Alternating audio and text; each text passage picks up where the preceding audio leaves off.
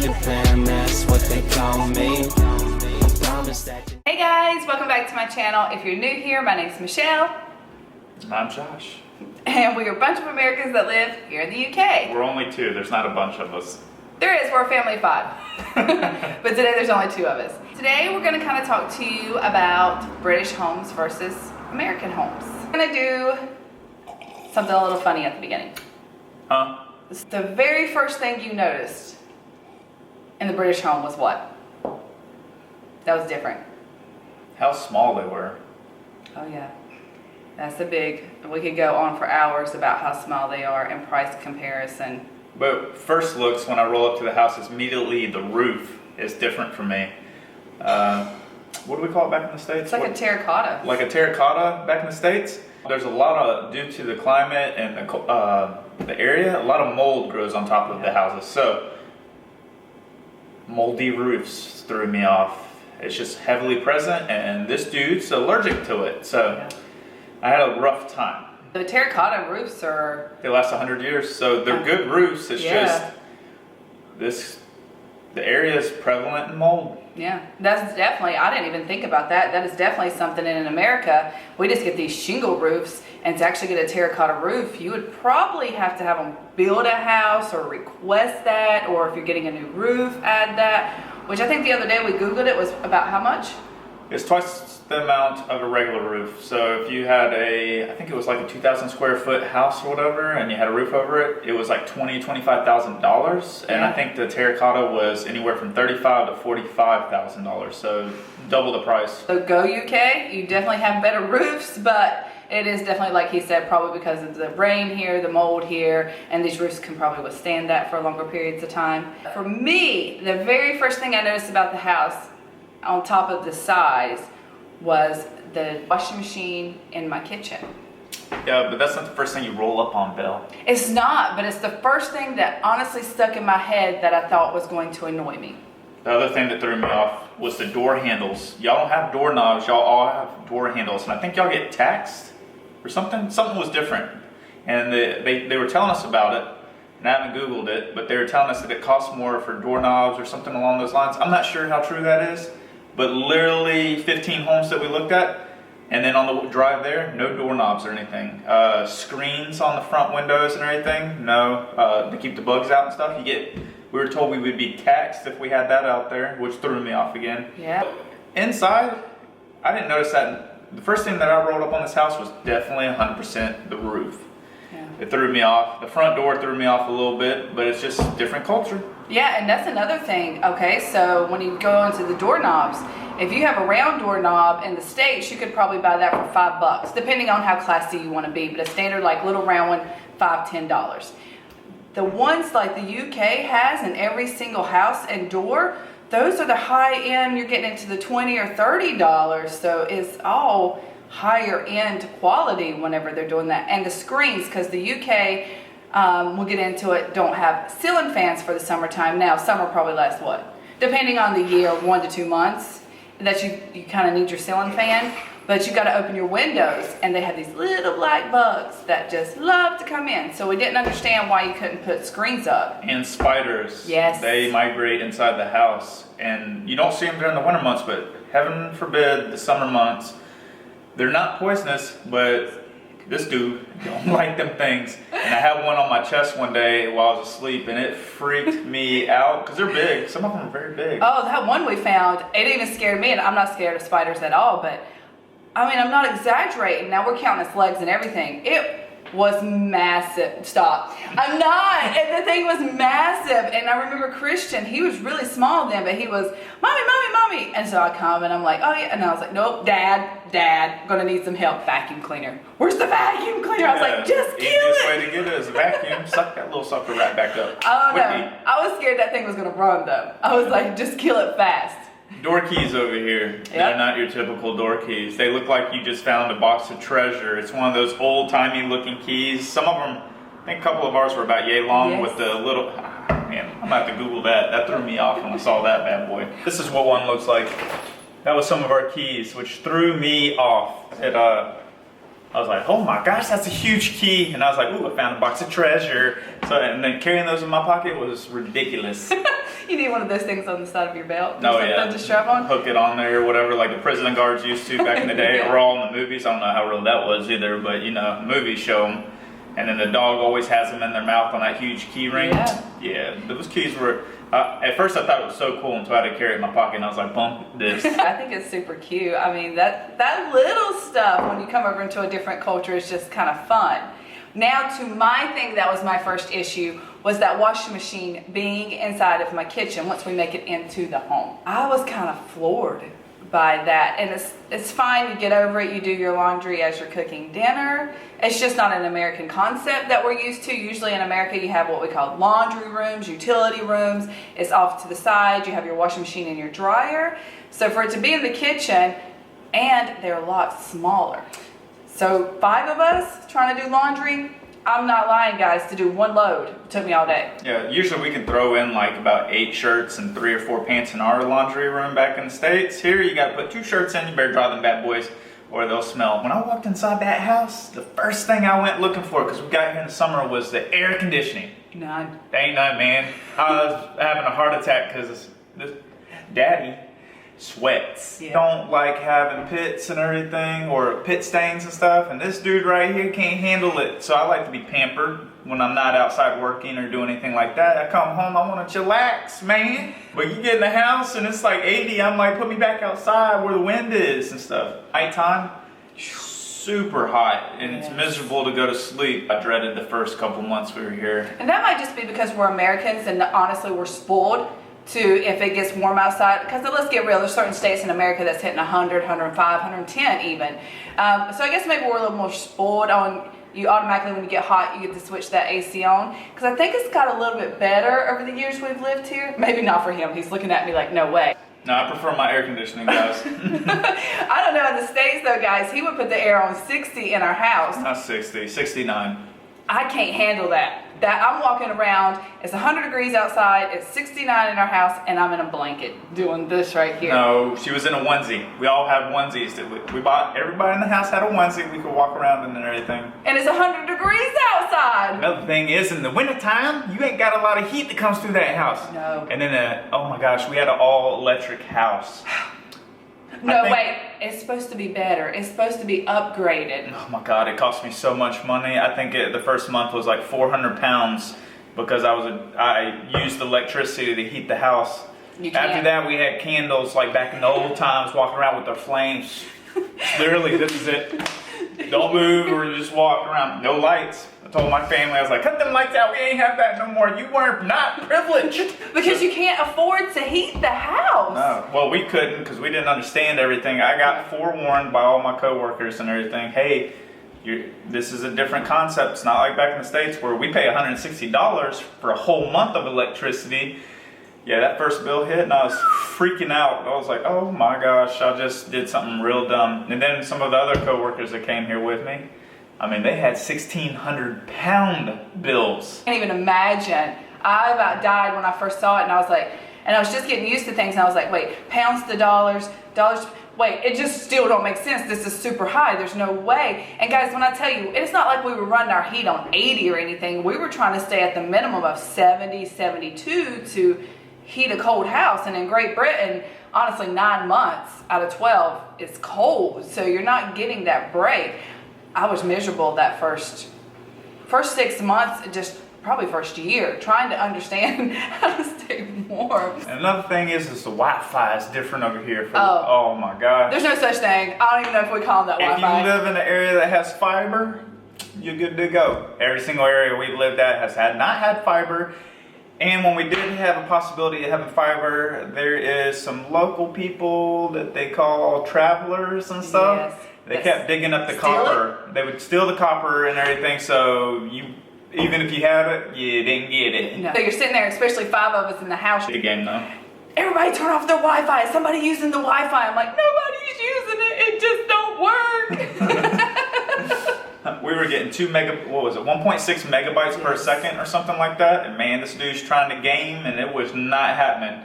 And or YouTube or what was Netflix. We tried and you'd sit there for an hour watching the circle spin for the next 10 minutes of the show.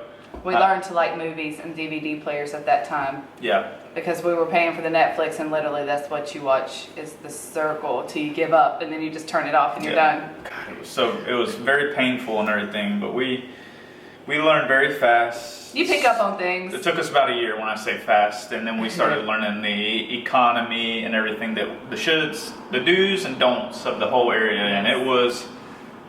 I just wish we could have learned it a lot sooner, because it cost me a lot of money. Well, and people tell you stories, but you're always those people going, oh, come on, that's over-exaggerated. 1,600 pounds to heat your house, that sounds ridiculous.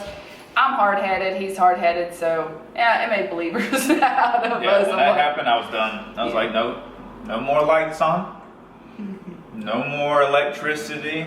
Yes. And don't even try to heat the house out. Y'all have candles. I bought each one of y'all candles. Oh, my mom come to visit, bless her heart, and even that's what she said. The first thing when she walked in our house, she come to visit in like, I want to say May or something, one of the warmer months. Like it's hitting 50, a little bit of 60 here, Fahrenheit. And she was even going, how do you live here? It's freezing in here. Do you just walk around all day in your jacket? I'm like, yeah, pretty much, Mom. Just put your jacket on, you get used to it. So we also have one of those automated machines. So it'd kick on the heat in the afternoon when we arrived, and then later at night periodically and everything. But during those other times, little candle. Yeah. Onesies walking around. Because if we were at home, you just don't have it on at all. And it was 2 stories, and you can't heat that type of house up that quick. You have to be mindful.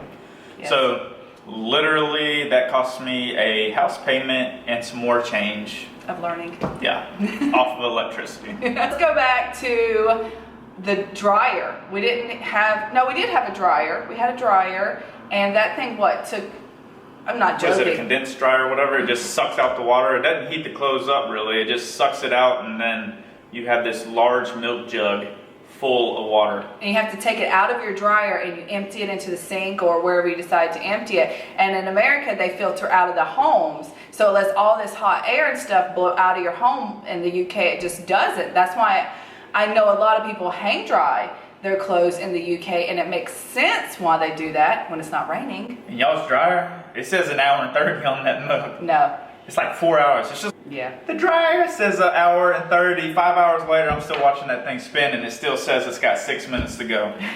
No. And I'm like freaking out over here. So we can't do laundry. There's 5 of us, man. No. These girls never wear the same pants twice. Oh, I was like, girls, unless it's dirty, you don't call it dirty. And then I just started where we hang dry. I mean, even in the showers or whatever, because it rains a lot, I just hang that stuff up. You get a little bit so the wrinkles get out, and you just hang dry it. Oh, they guesstimate their water and their electricity. I forgot to say that. God, that drove me nuts. They're like, sir, your thing's 200 pounds. I was like, I didn't let my wife and daughters flush the toilet. Because you remember, if it's yellow, you let it mellow. If it's brown, flush it down. I'm just playing. I didn't really make them do that. But seriously, they were estimating our water for the longest time. I got bumped that because then you pay for all this money for it. And then the next month, they're like, oh, you have a credit of $20. I was like, how'd you know I have a credit?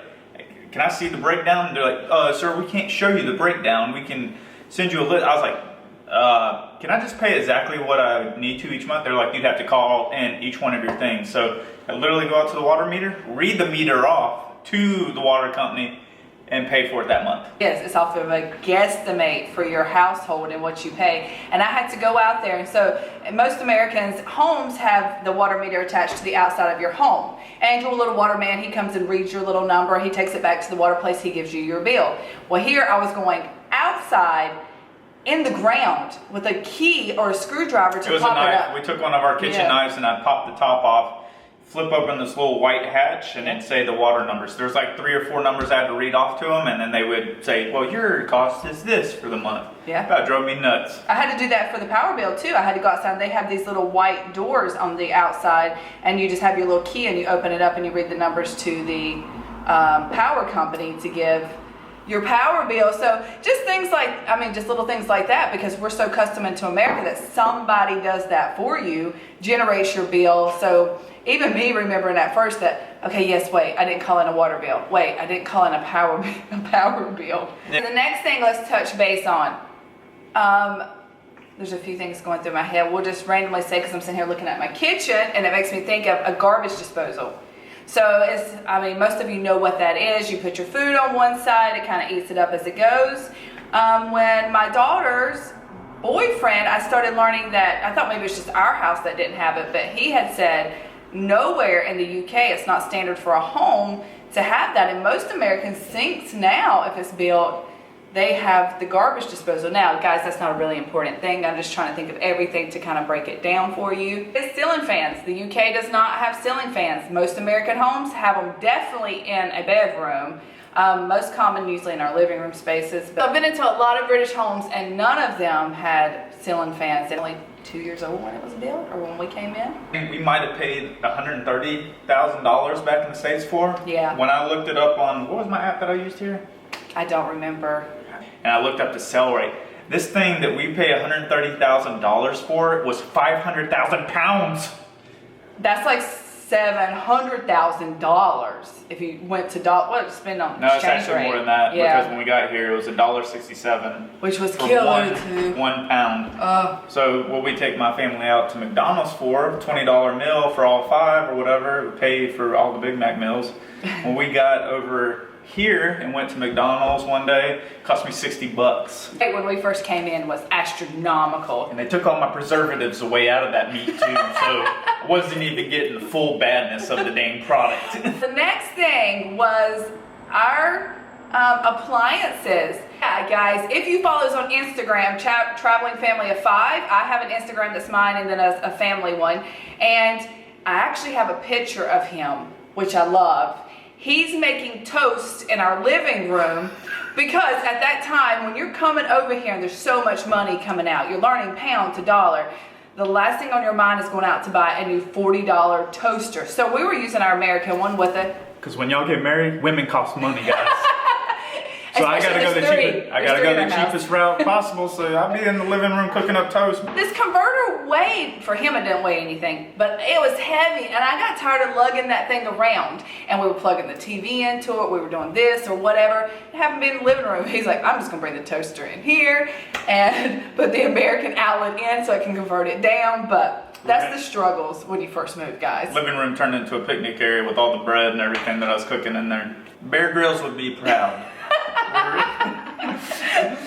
You learn how to survive at the easiest way possible. Let's get real. Survival. Yeah, there we go. We're teaching our kids survival. While he stepped away, I'm going to tell you a big problem for me, because it's not a problem for him. No outlets in the bathroom.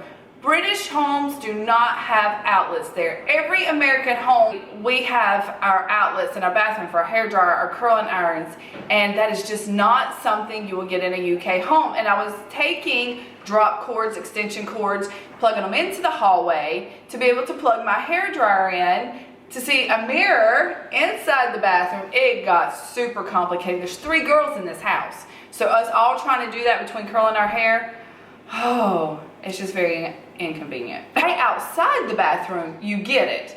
So I'm like trying to plug it in and try to make it wrap around to the mirror. Who knows what my hair looked like the first year till I could figure it out when we lived here, guys. The overall lesson of the story, guys, is be like Bear Grylls. Be resourceful in your skills. Never think it's not doable, because it is. You get used to You it. adapt. You flex to every single circumstance that comes up. This beautiful thing, American homes just do not have this. So it collects the rainwater, and then this little knob down here, you can turn it on and your water will come out. Christian loves to play with it, but it's awesome for watering your plants and just recycling water to use outside for random things that you need. It's something else that's super simple, but these beautiful colored bins. Now in America, some states definitely do recycle and have the different colored bins, but in some states it's way too expensive. So I love this recycling bin, and all I got to do is just, throw your stuff in, you pull it out to the curb on the day it's supposed to be picked up, and it's ready to go. So here is the outlet. You turn it on or you can turn it off. Definitely looks different than an American plug. Those have not been seen in American homes, like maybe in the older homes, but today you would not usually see those. Okay guys, so I could go on and on about different things inside of a UK house versus an American home, but the last thing I want to kind of touch base on, because it is from a girl's standpoint, is there's no closets in UK homes. Now I can't speak for every UK home because I've not been in every UK home, but any UK home I have been inside of does not have closets. So when we first came here, we had to buy what they call wardrobes. We had an extra bedroom in our house. When I say bedroom, it was kind of like a little box room. And we just lined up wardrobes inside that whole room, and we just used them as closets. And guys, tell me in the comment section, I don't understand why you don't have that somewhere to store your clothes that's out of the way. As an American that's used to a closet, I just kind of found that as one of my struggles when we first came over here. And there was a lot of things, it's just getting used to it, but I really do not understand why there's not closets in the bedroom. Your kitchen, you would usually have pantries, you would usually have closets that can just store your towels. Sometimes you just have random closets in America for storage. So to come over here and there not even be one in my bedroom, and guys, I'm a girl, and I'm a girly girl. Like, I like dresses, I like clothes that still have tags hanging on them. I have 100 pairs of shoes, no lie, probably more. And I just did not know where I was supposed to put all that. But I do like that lifestyle. It's more, I don't know, condensed, or more of you just get rid of things that you don't like. I didn't do that, but that's definitely something along the way I've learned to do. If you're not using it, get rid of it. I'm gonna end this video here. Hopefully you enjoyed it. I just wanted to share with you a few things that is different between American homes and UK homes. There's definitely many more I could sit here and talk about. I probably will in another video. Probably one day when I go back to America. I'm gonna give you house tours. I'm sure you guys can just Google it, but it's always fun if your YouTuber shows you American homes. And I'm going to show you those beautiful closets, and I'm going to show you kitchens that don't have washing machines. That's one thing we didn't have. We didn't have closets, man. That's what I was just telling you about. Sorry, I came a little bit late, but no closets. We had these Wardrobes. Wardrobes we had to buy. Mine kept falling apart too. We are going to end this video here. Hopefully you liked the video. Definitely like, subscribe, and I will see you in the next. Bye.